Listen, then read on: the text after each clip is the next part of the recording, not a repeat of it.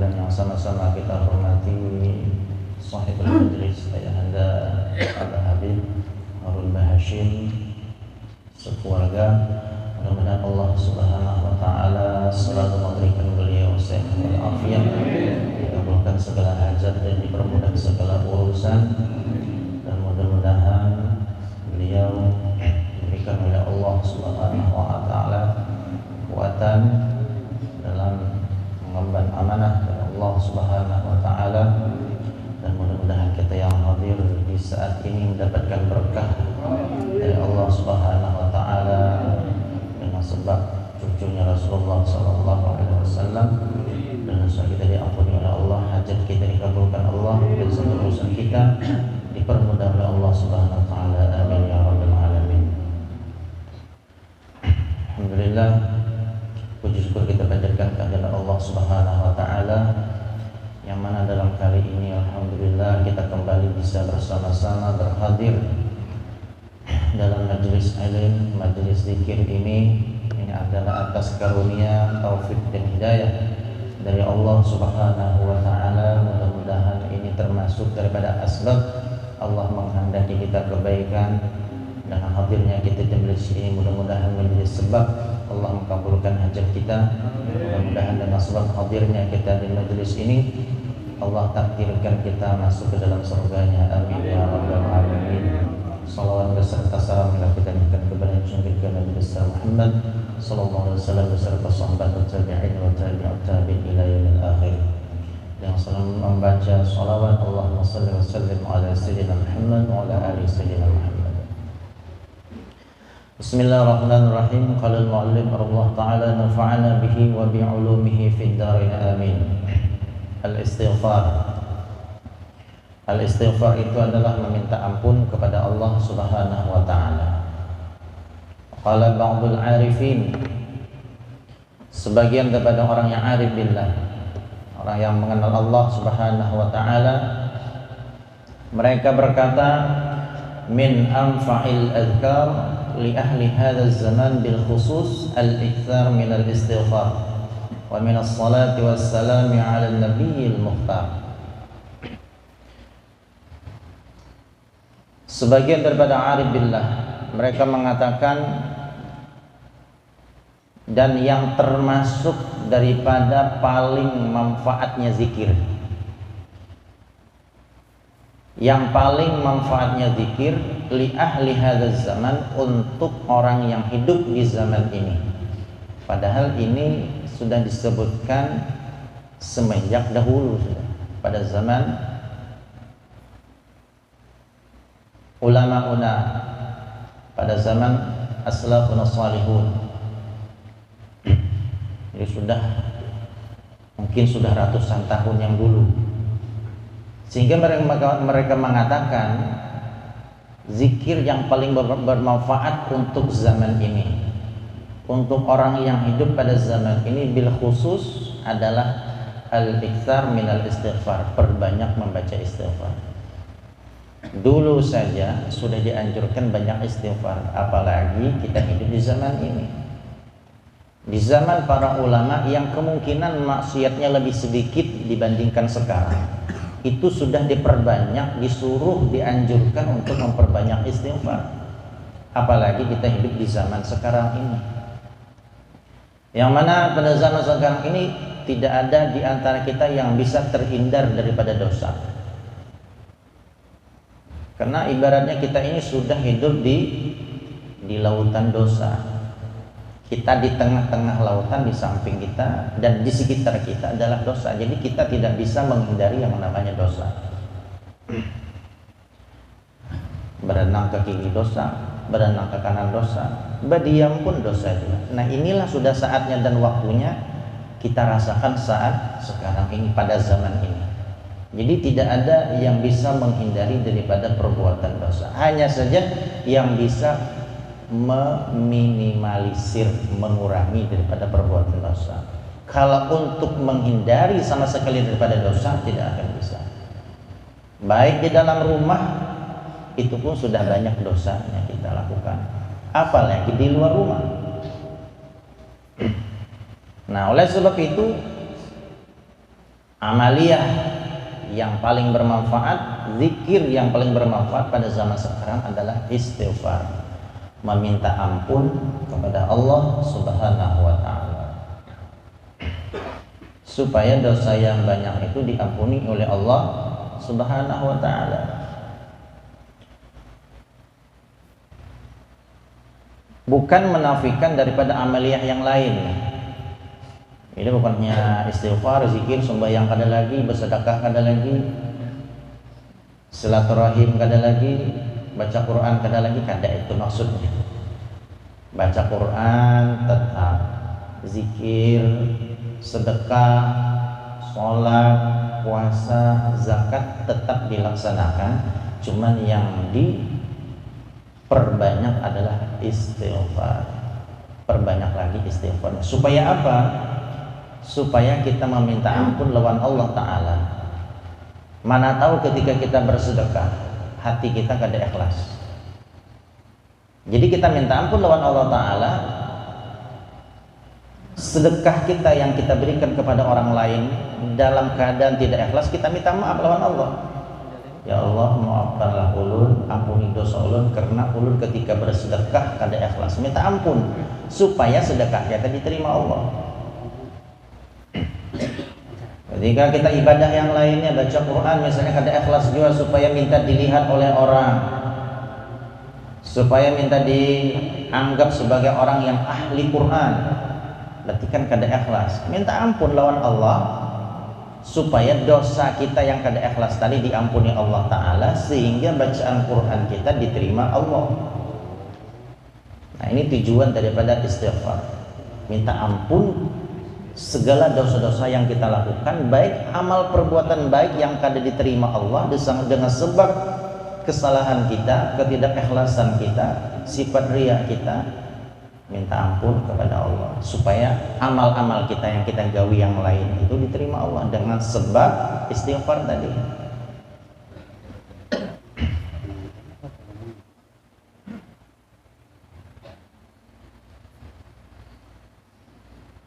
Wa minas salati wassalami ala nabiyil muhtar.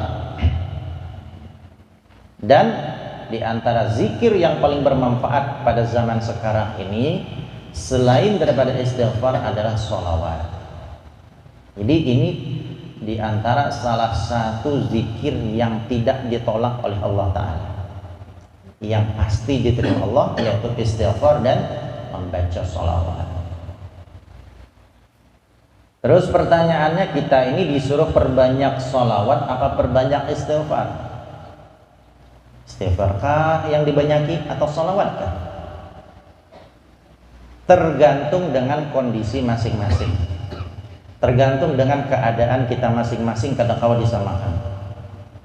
Karena disebutkan al-istighfaru bimanzilatil ghusli wassalatu ala nabi bimanzilatil tib.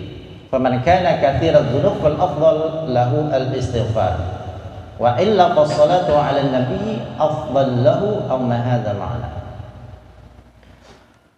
Istighfar itu menempati bimanzilatil ghusli, seperti orang mandi. Kedudukan istighfar itu membersihkan, seperti orang mandi, pembasuh, bersabun, kan ya bersih. Kalau sholawat, fungsinya sholawat itu seperti minyak harum, seperti parfum. Kapan parfum itu digunakan? Kapan parfum itu dipakai? Apakah ketika kita habis olahraga, bepaluhan, berbaju basah pakai parfum? Atau mandi dulu?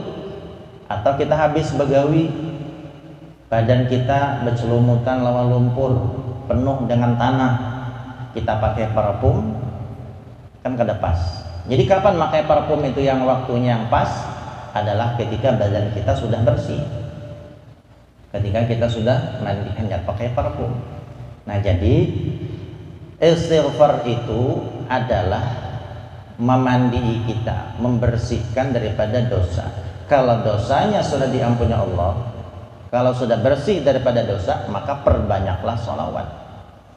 perbanyaklah memakai minyak harum tadi supaya awak kita harum. Sudah mandi sudah baju yang bagus sudah, pakaian sudah, hanya pakai minyak harum.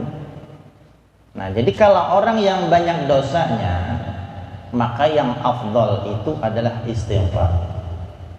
Kalau orang yang banyak dosa, perbanyak istighfar. Wa illa, kalau dosanya sedikit, maka yang afdal itu adalah sholawat. Nah, ini tempat istighfar dan sholawat. Kalau kita kadang mengetahui, Pak, ya Pak, kita ini banyak dosa kah? Ada? Akui aja banyak dosa. Ya. Kadang kalau di antara kita yang merasa kada berdosa, pasti kita merasa banyak berdosa. Maka perbanyak istighfar. Sesudah istighfar hanya ditambah dengan sholawat. Misalnya 100 kali beristighfar, kena 100 kali sholawat. Di istighfar didulukan, bersihkan awak dulu. Kena hanya beristighfar. Kena esok itu pulang, ya istighfar 100 kali, baca pulang sholawat 100 kali. Ibaratnya mandi dulu hanya pakai parfum. Nah, jadi dua amalan ini sangat bagus dan jangan sampai ditinggal. Pada zaman sekarang ini, amalan yang paling bermanfaat adalah istighfar dan membaca sholawat. Selain daripada kita mengamalkan amaliyah yang lain, cuman yang ini lazim atas kita untuk mudawamah, lazim atas kita untuk istiqomah, sholawat dan istighfar. Ja'a rajulun ilal Imam Hasan al-Basri. Ada seorang laki-laki datang kepada Al-Imam Hasan al-Basri radhiyallahu anhu, faqala lahu, ya taqiyuddin, inna as-sama' la tumtir. Faqala lahu al-Hasan istaghfirillah. Ada orang datang kepada Al-Imam Hasan al-Basri. Wahai Imam Taqiyuddin, ini kita ini sudah lawas kada hujan. Di kampung kami lawas kada hujan kemarau, 3 bulan sudah kada hujan. Sawah-sawah sudah pohon-pohon, tumbuh-tumbuhan sudah banyak yang matian. Maka apa kata Imam Hasan al-Basri? Istaghfirillah. Minta ampunlah kepada Allah Subhanahu wa taala. Perbanyak istighfar, kata Imam Hasan al-Basri. Solusinya itu. Ya, kalau musim kemarau perbanyak istighfar. Kemudian datang lagi laki-laki yang lain. Ya Taqiyuddin, ashku al-faqra. Aku mengadu kepadamu tentang kefakiran, ngalih banan yang cari gawian zaman ini. Ya, begawi satu mat dipecat, berjualan kada payu, hendak begawi di kantor kada ada kebisaan, ijazah kada ada misalnya. Pokoknya ngalih bang, sudah mencari nafkah tuh ngalih, mencari rezeki tuh ngalih. Ashku al-faqr, aku mengadu kefakiran kepadamu supaya ada solusinya, supaya kefakiranku ini diangkat oleh Allah Subhanahu wa taala. Apa kata Imam Hasan Basri? Istaghfirillah. Perbanyaklah istighfar kepada Allah. Kemudian datang lagi orang yang ketiga, ya Imam Taqiyuddin, Imam Hasan al-Basri, imraati akir la talid. Biniku ini sudah lawas kada beranak. Aku bisi bini sudah bertahun-tahun nih, belum bisi anak dulu lagi. Ya, sudah puluhan tahun kawin tapi belum beranak. Apa kata Imam Hasan al-Basri? Istaghfirillah, perbanyak istighfar. Summa jaa ba'da dzalik man qala lahu ya Taqiyuddin, ajdabatil ardu falam tambut. Ini tanah ini sudah kada subur lagi di kampung kami, tumbuh-tumbuhan kada mau tumbuh. Ya, tanahnya sudah kada subur. Kayak apa solusinya?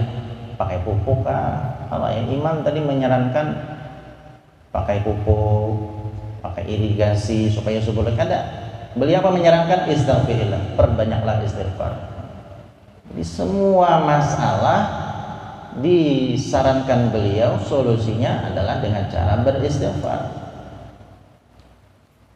Bahkan yang lain ada datang lagi, jaffal ma'u fil ardi, air sudah mengering, suruh sidin jua banyak-banyak istighfar. Faqala al-jalisu lil Hasan al-Basri, maka orang-orang yang duduk mendengarkan ketika ada orang yang datang mengadu satu semua dipadahi supaya banyak istighfar. Maka para hadirin, para santrinya beliau bertakun. Wahai Imam, ajaban laka ya Hasan, kami merasa heran kepada engkau wahai Imam Hasan. Awa kullama ja'aka syakin qulta lahu istaghfirillah. Setiap orang yang mengadu kepadamu, hanya engkau jawab istaghfirillah. Istighfar, istighfar, istighfar, istighfar. Bininya kada baranak istighfar, kemarau istighfar, kada dapat gawian istighfar, semuanya istighfar. Kenapa wahai Imam engkau jawab seperti itu? Kada adakah jawaban yang lain? Faqala lahum Hasan, maka Imam Hasan Al-Basri menjawab, aw ma qara'tum qaulahu ta'ala, apakah kalian kada membaca firman Allah Subhanahu wa taala? Kata Imam Hasan Al-Basri.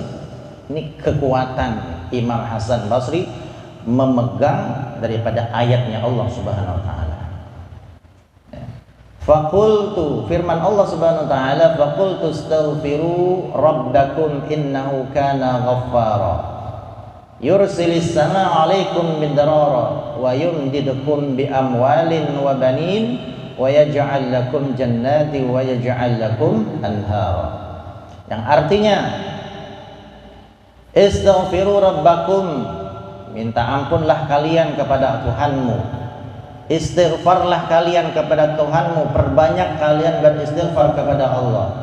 Innahu kana ghaffara, sesungguhnya Allah Maha Pengampun. Kalau sudah beristighfar kepada Allah, perbanyak istighfar kepada Allah dengan istiqomah, maka yursilis samaa 'alaikum midrara, Allah akan menurunkan hujan yang lebat, solusi bagi orang yang kemarau. Wa yumdidukum bi amwalin wa banin, dan Allah akan memberikan kepada kalian harta yang tanpa diduga-duga. Solusi bagi orang yang fakir tadi, yang mengadu kefakiran, maka solusinya istighfar. Karena dalam Al-Quran disebutkan orang yang banyak beristighfar kepada Allah, wa yumdidkum bi amwalin, dia akan diberikan Allah Ta'ala bi amwal, harta yang banyak, wa banin, dan akan Allah berikan rezeki kepada mereka, anak. Allah berikan anak yang banyak. Solusi bagi orang yang lawas kada ba'anak adalah perbanyak istighfar. Wa yaj'al lakum jannatin wa yaj'al lakum anhara, dan Allah akan menjadikan untuk kalian surga buah daripada istighfar itu. Wa yaj'al lakum anhara, dan Allah ciptakan, Allah bikinkan untuk kalian sungai-sungai. Nah, jadi istighfar itu adalah solusi daripada segala hal. Dengan istighfar itu maka Allah akan kabulkan segala kebutuhan dan hajat kita. Apakah hajat kita? Baik dari segi agama ataupun dunia, maka solusinya adalah perbanyak membaca istighfar. Tergantung seberapa kuat kita memegang makna dan kebenaran ayat ini. Kalau kita yakin dengan ayat Allah yang Allah turunkan, pegang benar-benar, maka insya Allah akan jadi, akan kita dapatkan faedahnya. Dan amalkan istighfar itu dengan istiqomah, mudawamah. Jangan hari ini semangat istighfar sampai 1000 kali, esok sudah kewuyuhan sebulan kada mengamalkan lagi istighfar. Kenapa nih istighfar? Uyuhnya sudah istighfar kada juga tak kabul-kabul hajat. Kemarau masih aja lagi, sekalian istighfar sehari aja. Memang banyak sehari sampai 3000, tapi sehari aja. Seharusnya mulazamah, mudawamah setiap hari.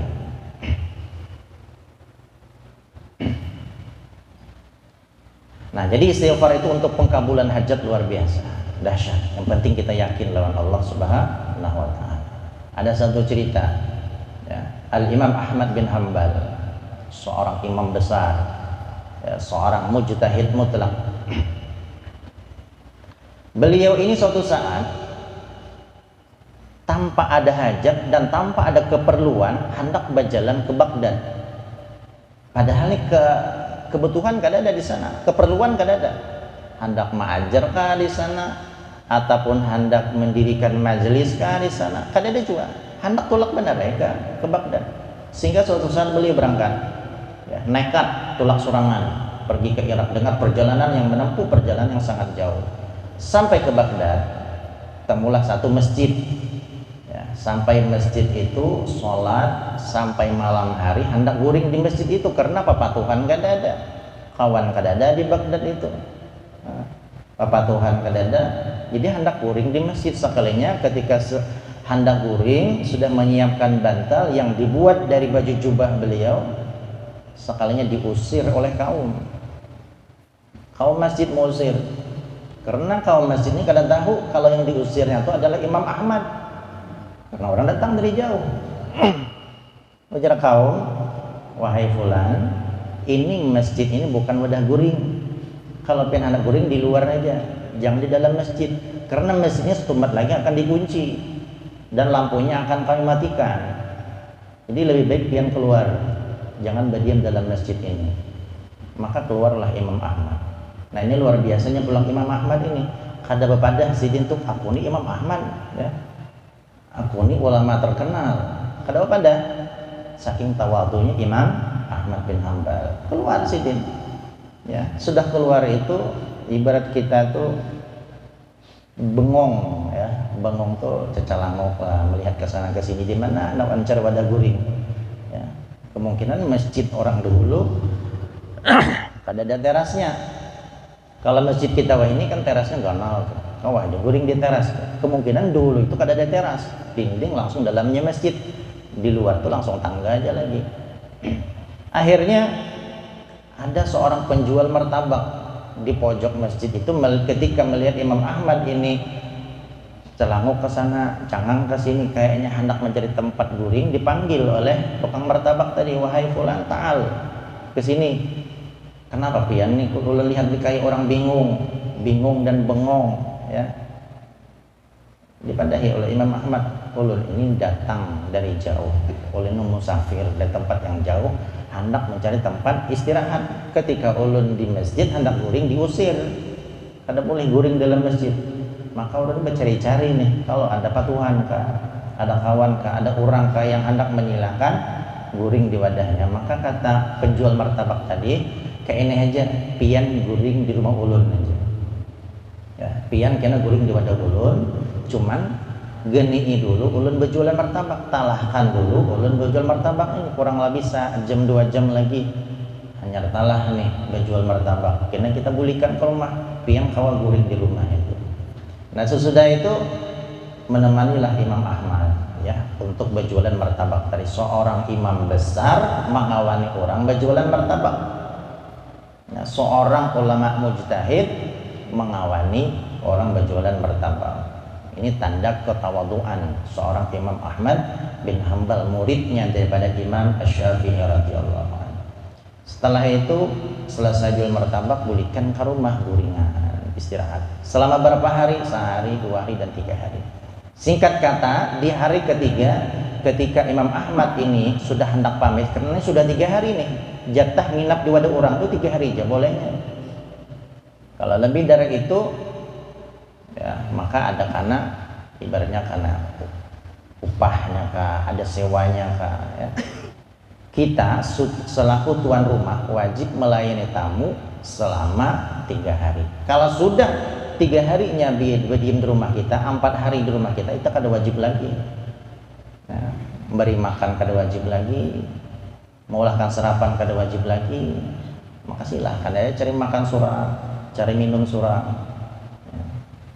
3 hari kita ini disarankan dan dianjurkan untuk melayani tamu. Dan Imam Ahmad ini kan orang yang tahu 3 hari sudah menginap di situ, sudah ya lagi hendak pamitan. Sebelum pamitan Imam Ahmad ini sempat bepandiran lawan menjual martabak tadi. Wahai fulan, ketika ulun melihat pian ini selama 3 hari di rumah ini, ulun melihat pian ini bukan termasuk orang ahli ibadah. Pian baca Quran tapi kada banyak. Pian sholat hanya sholat 5 waktu saja.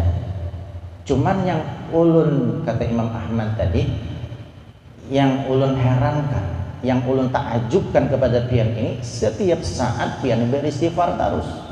Setiap waktu ulun lihat pian basahi lidahnya dengan istighfar. Ya.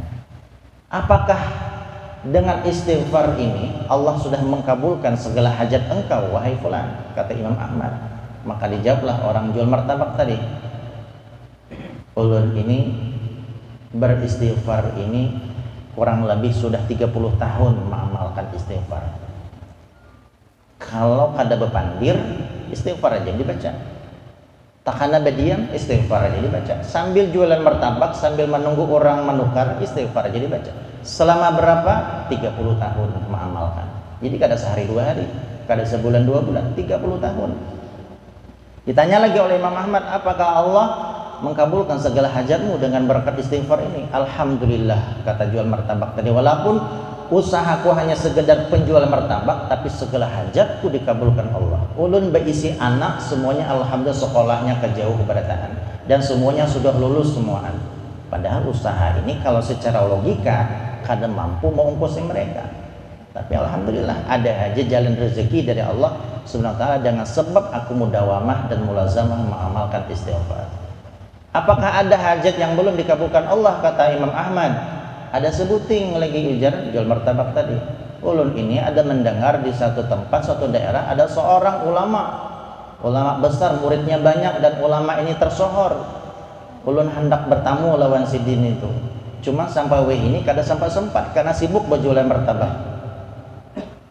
Imam Ahmad ini semakin penasaran siapa ngarannya ujar Imam Ahmad. Namanya adalah ujar jual martabak tadi ngarannya Ahmad bin Hambal.